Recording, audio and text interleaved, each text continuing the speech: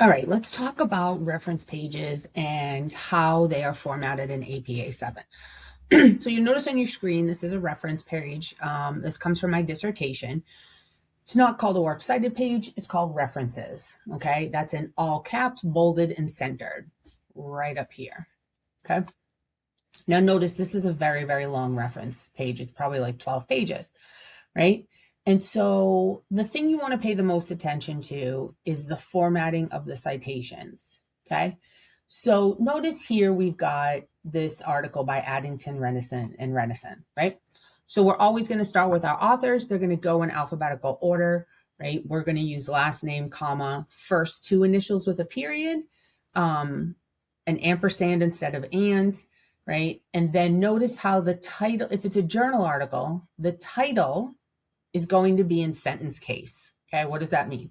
Means that proper nouns are capitalized and the first word in each phrase. So here that would be rape, and then because we have a colon, do.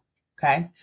The name of our journal is going to be italicized right up to the volume. Okay, but not the issue number. All right. Now, if we're publishing or writing or citing rather a report or a book, then the title is italicized. Okay. And because there is no journal to italicize. Okay. And again, we're using sentence case capitalization here. So sex is capitalized because it's the first word, and then American is capitalized because it's a proper noun. Notice this one is welfare reform, marriage, and sexual behavior. Okay. Also notice down here, we have another journal article, right? Police clearance methods. So the P for police and the H for how are capitalized. We're going to capitalize every word in the journal title, and we're going to italicize that and its volume. Notice laws, statutes are cited in a completely different way. Okay.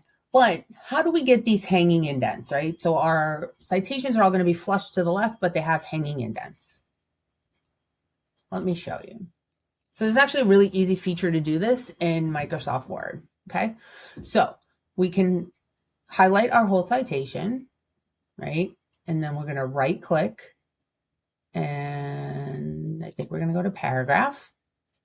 And under indentation, there's going to be this box right here, special. And if you just hit hanging indent, it will do it automatically for you. You don't have to go in and then like space 5 or 10 over. You should also be able to highlight all of them and do this, although sometimes it's gonna mess it up a little bit and you might have to go back and fix it. But you can see here, now we have just all those books and journal articles, right? And now they all have a nice hanging indent.